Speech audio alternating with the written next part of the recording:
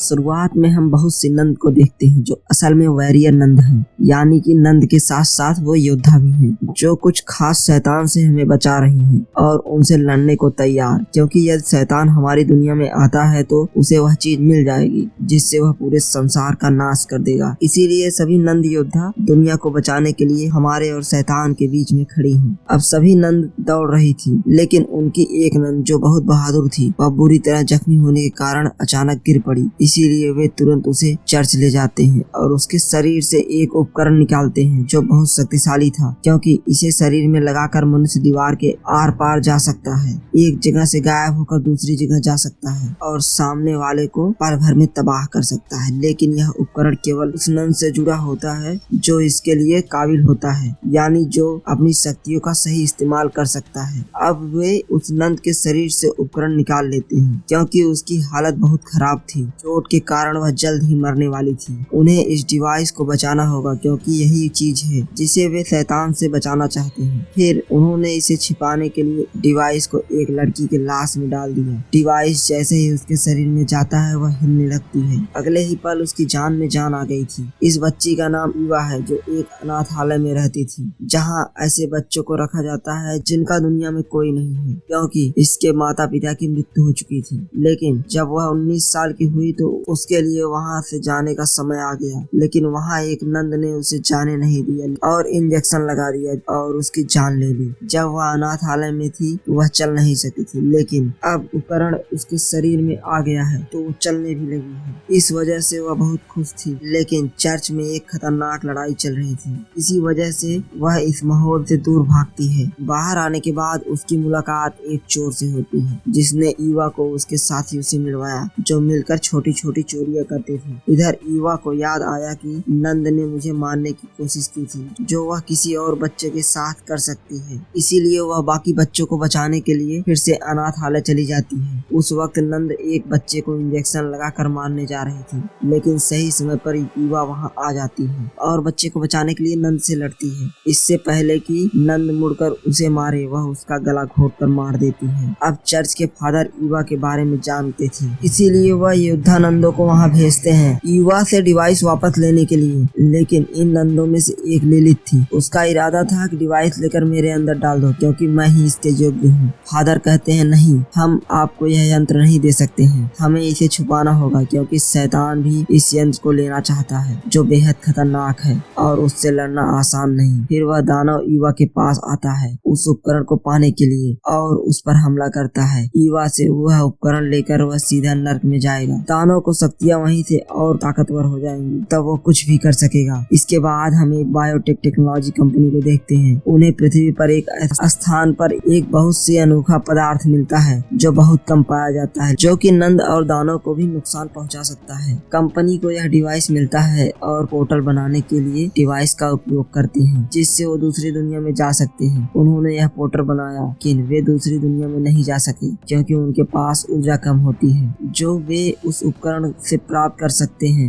वे भी उस डिवाइस को लेना चाहते हैं। अब हम कंपनी के प्रमुख को, एक डॉक्टर और उसके सहयोगी को देखते हैं। उन दोनों के लिए यह मामला बेहद खास था। डॉक्टर के लिए क्योंकि वो ये सब अपने बेटे के लिए कर रही थी, क्योंकि उसके बेटे को एक खून की खतरनाक बीमारी थी। उसे यह बीमारी इसलिए हुई क्योंकि वह पैदा नहीं हुआ, उसे डॉक्टर ने लैब में बनाया और वह उसका इलाज करना चाहती है। इसीलिए उसने दूसरी दुनिया का दरवाजा बनाया, क्योंकि उसे विश्वास है कि यदि उसका बेटा वहाँ जाएगा तो बिल्कुल ठीक हो जाएगा। वजह यह है कि दूसरी दुनिया में कोई बीमारी नहीं है और वहाँ कोई नहीं मरता। यह सब वह अपने बेटे की मदद से कर पा रही थी। उसने अपने बेटे की मदद से दूसरी दुनिया का दरवाजा भी खोल दिया, क्योंकि उसका बेटा एक स्वर्गदूत को देखता था जो इन सब का मार्गदर्शन करता था। वहाँ फादर और नंद की सेना ईवा को ढूंढती है। वह बेहोश थी क्योंकि राक्षस ने उस पर हमला किया था और वह उसे अपने साथ ले जाती है। और जब उसे होश आता है तो फादर उसे उस उपकरण के बारे में बताता है। कई साल पहले यह उपकरण स्वर्ग से एक देवदूत द्वारा लाया गया था। उसका नाम एड्रियल था, ताकि उस डिवाइस की मदद से वो एक योद्धा को ठीक कर सके और राक्षसों को मार सके, इस संसार की रक्षा कर सके। लेकिन फादर कहते हैं कि मेरे अनुसार उस डिवाइस ने तुमको चुना है, तुम इसके योग्य हो। आज से यह आपका होता है और अब मैं आपको अपनी टीम में शामिल करता हूँ। जिस पर वह सहमत हो जाती है और तुरंत अपनी ट्रेनिंग में जुड़ जाती है। जो यहाँ की मदर होती है उसके साथ ट्रेनिंग करती है। हम यह भी जानते हैं कि जिसके पास यह डिवाइस है वह जान सकता है कि दानव हमारी दुनिया में आ रहा है और फिर उस धातु की सहायता से उसे मारा जा सकता है। लेकिन ईवा यहाँ कुछ दिन उनके साथ रहती है, लेकिन यहाँ से जाने का फैसला करती है क्योंकि यहाँ वह रहना नहीं चाहती, बल्कि वो पूरी दुनिया घूमना चाहती है जो उसका सपना था। वह अपने चोर साथी को यहाँ से भाग जाने के लिए बुलाती है, लेकिन तभी नंद ललित यहाँ आती है और उसे रोक लेती है। ईवा के शरीर से उपकरण निकालने से पहले शूटर नंद यहाँ आ जाती है, यानी कि वह निशानेबाज में माहिर थी। क्षण भर में वह उपकरण चालू हो जाता है और वह चलने लगता है, और जैसे ही ऐसा होता है इसे पाने के लिए दैत्य भी आता है। वह सबसे पहले ललित पर हमला करता है और वह उसे मार देता है। इससे पहले वो ईवा को मारता वह नंद की तलवार छीन लेती है और उस पर हमला कर देती है, जिससे वह घायल हो गया था और ललित को अपने साथ लेकर गायब हो जाता है। इससे सभी को लगता है कि ललित की मौत हो गई है, लेकिन वह मरी नहीं थी, वह जीवित थी। वह चर्च में वापस आ गई थी, लेकिन अब उसके अंदर एक अलग तरह की शक्ति थी। इससे वह खुद भी अनजान थी, सकुशल वापस आ गई थी, जिसके चलते नंद उसे एक सीक्रेट रूम में ले जाती है जहाँ अलग अलग मेडल और डायरियां थी। योद्धा नंद काफी दिनों से डायरियां लिख रही होती हैं। इस डायरी के बारे में युवा को बताया जाता है। यहाँ स्वर्गदूत अर्थात एड्रियल मर चुका था, क्योंकि उन्हें यह उपकरण योद्धा नंदों को देना था। उसे गाड़ने के बाद जो कोई एड्रियल के कब्र के पास बैठता उसके शरीर में दर्द और रोग दूर हो जाते थे।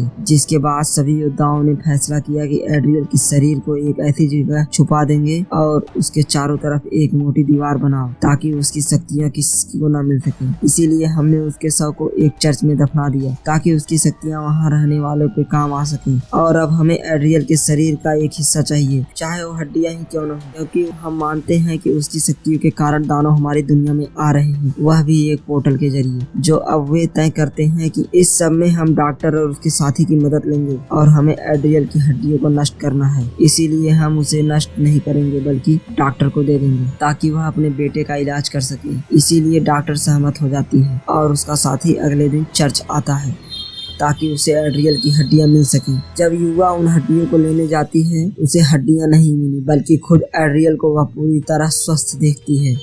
कोई नहीं जानता था कि वह यहाँ कितने समय से फंसा हुआ है। इसके अलावा ईवा को भी यह पता चलता है कि एड्रियल एक देवदूत नहीं बल्कि एक दानव है और उसने वह यंत्र एक देवदूत से चुराया, इसीलिए राक्षस उसके पीछे पड़े थे। तो उस डिवाइस को बचाने के लिए एड्रियल ने शुरुआत में ही उसने नंद के अंदर डाल दिया, साथ ही उसने अन्य नंद को भी पकड़ लिया और उन्हें योद्धा नंद बना दिया ताकि वह आने वाले राक्षसों का मुकाबला कर सके और उन्हें रोक सके। और उसने स्वयं बताया कि वह एक देवदूत था ताकि यह हर कोई उसे राक्षस से बचाए। अब एड्रियल का सच उस योद्धानंद को पता चल गया था, लेकिन उसने किसी को नहीं बताया क्योंकि वह मर चुकी थी। अब पूरा सच जानने के बाद वह उपकरण नहीं देना चाहती थी, लेकिन एड्रियल जबरन इसे प्राप्त करता है। इससे हम इस ऊर्जा को चलते हुए बहुत कुछ देख सकते हैं। दूसरी दुनिया का रास्ता बना रहा जिसे डॉक्टर ने बनाया था। इसकी जानकारी उसके बेटे को भी हो गई थी, इसीलिए वह उस पोर्टल में जाने का फैसला करता है। अब वह चला जाता है, लेकिन उसकी माँ नहीं जा सकती क्योंकि उसका साथी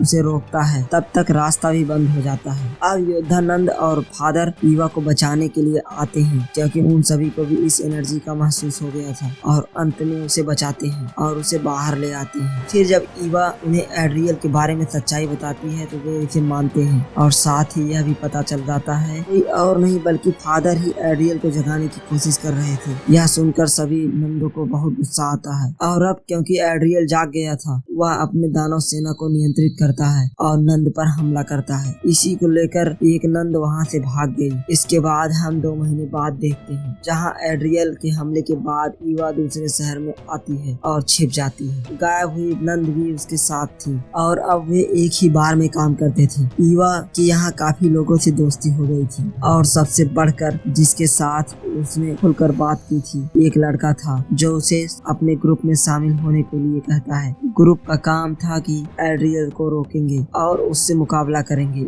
और पूरी दुनिया को बचाएंगे। यह जानकर ईवा समय बर्बाद किए बिना तुरंत उसके ग्रुप में शामिल हो जाती है, लेकिन नंद जो ईवा की सहेली थी जिसके साथ वह रह रही थी उसे कुछ ठीक नहीं लगता, इसीलिए वह ईवा से इन चीजों से दूर रहने के लिए कहती है और यह भी कि आपको एड्रियल के विरुद्ध अपनी शक्तियों का उपयोग करना है, इसीलिए उनकी रक्षा करो। इसके बाद कहा जाता है कि सभी असली नंदों को एड्रियल के लोगों ने बेरहमी से मार डाला। सिर्फ मदर और 3 3 नंद ही बची थी, क्योंकि जब पूरी घटना घटी वे वहाँ नहीं थे, बल्कि वे मदर के गुप्त स्थान पे छुपे हुए थे। अब इन दोनों को एक जगह से वहाँ आने का इशारा मिलता है, जिससे वे खुशी हो जाते हैं, क्योंकि उन्हें लगा कि यह संकेत वही नंद ने दिया होगा। इसीलिए वे फौरन वहाँ चले जाते हैं। यहाँ जाने के बाद उन्हें पता चलता है कि यहाँ की सभी नंद भी मारी गई हैं, लेकिन वे सोच रहे थे कि अगर सभी नंद मारी गई हैं तो फिर हमें किसने संकेत भेजा। वे इसकी तलाश कर रहे थे। तभी उनकी मुलाकात एक महिला से होती है जो स्टूडेंट थी और वो नंद बन रही थी। वह यह भी बताती है कि मैं एक मकसद से आई हूँ, वह एक राज है जो मैं किसी को नहीं बताऊंगी, योद्धा नंदों को छोड़कर, क्योंकि मैंने इस बात की कसम खाई है। दूसरी तरफ एड्रियल के साथ डॉक्टर भी शामिल हो जाता है, जिससे अब वह भगवान का नहीं बल्कि राक्षस यानी कि एड्रियल का विश्वासी हो गया था। जबकि डॉक्टर उस पोर्टल को खोलने के लिए अपनी पूरी कोशिश करता है। वह कुछ हद तक सफल भी हो गई थी। अब नंद लिलित डॉक्टर से मिलने आती है, क्योंकि वह अपने शरीर की जांच करवाना चाहती थी, जो धीरे धीरे बदल रहा था। उसके शरीर पर एक अजीब सी नई त्वचा उभर रही, जिसे डॉक्टर समझ नहीं पा रही थी। इसीलिए वह इस पर अपना प्रयोग शुरू करती है। वह लिलित को पोर्टल के माध्यम से अंदर भेजती है, लेकिन पोर्टल उसे वापस भेज देता है। पोर्टल पर एक तस्वीर बन गई थी। इसे समझने के लिए डॉक्टर इसे अपने कंप्यूटर के अंदर लगाती है। इसमें एक महिला का चेहरा बना हुआ था, लेकिन डॉक्टर समझ नहीं पाती कि यह है कौन। अब लिलित को लगता है कि डॉक्टर मेरी मदद नहीं कर पाएगी, इसीलिए अब वह मदद के लिए एड्रियल के पास जाती है, लेकिन वह उसकी मदद नहीं करता बल्कि उसे नियंत्रित करता है। तो वह लिलित को अपनी तरफ कर लेता है, जो उसके लिए काम करेगी, क्योंकि लिलित उसके पक्ष में थी। इसके अलावा वो उसे बहुत सी शक्तियाँ देता है, जिसकी सहायता से वह सभी राक्षसों को देख पा रही थी।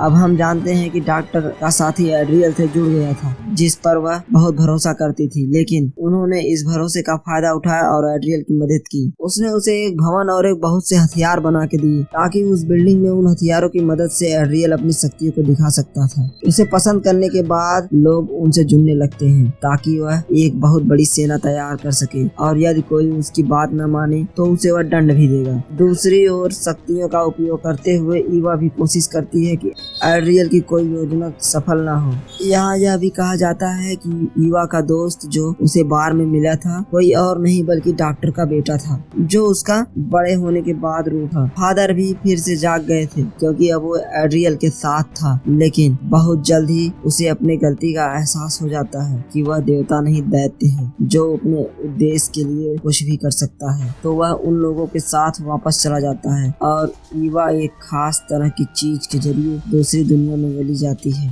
ताकि वो एड्रियल की कमजोरी निकाल सके, जिसमें वो सफल हो जाती है। वह वहां पहुंच जाती है और उसकी कमजोरी के जरिए एड्रियल को बुरी तरह हरा देती है। उसने बड़ी हिम्मत से उसका सामना किया। इस मारपीट में काफी लोग घायल हो गए थे और 2 लोगों की मौत हो जाती है। उनमें एक नंद थी और एक युवा का दोस्त था, डॉक्टर का बेटा। उनके अलावा एड्रियल से लड़ते हुए युवा खुद भी घायल हो गई थी, जो अपनी नंद सहेली की गोद में थी। वह मरने वाली थी। फिर उसकी हालत देखकर लिलित कहती है कि हम उसे दूसरी दुनिया में भेज दें, वह वहीं ठीक हो जाएगी। अब यह फैसला नंद के लिए काफी कठिन था, लेकिन ईवा को बचाने के लिए वह उसे दूसरी दुनिया में भेज देती है। अब उन्होंने युद्ध जीत लिया, लेकिन एड्रियल को कैसे मारा जा सकता है? वह राज जिसके बारे में वह कह रही थी कि केवल योद्धा नंदों को ही बताएगी कि मैंने कसम खाई है, और वह रहस्य एड्रियल को मारने के बारे में था, जो योद्धा नंदों के काम आने वाला था, जिसमें वह उसे मारने की बात करती है। यीशु के मुकुट के पास जाना है, जिस पर वे सफल हो जाते हैं, लेकिन बहुत जल्द ईवा को पता चलता है कि एड्रियल को मारने का तरीका ताज नहीं बल्कि कुछ और है। साथ ही उसका लक्ष्य है कि उस बायो कंपनी की वजह से दुनिया में एक बीमारी फैलाने के लिए, इसके इलाज के लिए सभी को उसके पास आना होगा, क्योंकि उसके पास ही इस बीमारी का इलाज है। लेकिन सच तो यह था कि उसके पास कोई इलाज नहीं था। वास्तव में वह लोगों को राक्षस के माध्यम से राक्षस बना रहा था। अब अपनी एक बड़ी सेना बनानी है, और इस काम में काफी हद तक सफल भी हो जाता है। उसने अपनी सेना में बहुत से लोगों को शामिल किया था। इतना ही नहीं बल्कि उसने उन लोगों की ऊर्जाओं का भी उपयोग किया। इसके अलावा वह डॉक्टर की तकनीकी के जरिए पोर्टल खोलता है, जो जल्द बंद न हो सके, क्योंकि वह इस संसार में बहुत सारे राक्षसों को बुला सके, ताकि वह उनकी मदद से पूरी दुनिया पे कब्जा कर सके। अब पोर्टल के माध्यम से वह एक महिला को इस दुनिया से बाहर कर देता है, ताकि उसने उसे हमेशा के लिए यहीं कैद कर सके, क्योंकि यह महिला बहादुर थी, जो एड्रियल को हरा सकती थी, और वह नहीं चाहता था कि कोई उसे रोके। यह महिला असल में दूसरी दुनिया की मालकिन थी। एड्रियल उसकी दुनिया पर कब्जा करना चाहता, लेकिन वह वहाँ युद्ध हार गया। इसीलिए उसने इस मास्टर की डिवाइस चुरा ली थी, क्योंकि वह जानता था कि यह स्वामी मेरा शक्तिशाली शत्रु है और इस यंत्र की सहायता से मुझे हरा देगा। उस दुनिया से हार कर वो हमारी दुनिया में राज करने आया था, लेकिन जैसे ही वह यहाँ आया वह कई वर्षों की कैद में रहा। जब वह वहाँ से चला गया तब भी वह अपने लक्ष्य में सफल नहीं हुआ, क्योंकि योद्धानंदो ने उसके सारे इरादों को खराब कर दिया था। अब मैं आपको बताता हूँ कि यह स्त्री एक स्वर्ग की स्वामिनी थी जो बहुत बलवान है, क्योंकि उसके पास स्वर्गदूतों की शक्ति है। और वह स्त्री जिसने डॉक्टर के पुत्र का मार्गदर्शन किया, जिसने उसे देखा, वह भी यह महिला थी। और स्क्रीन पर महिला की तस्वीर डॉक्टर ने देखी थी, ललिता पर प्रयोग कर रही थी, तब भी वही थी जिसने ईवा को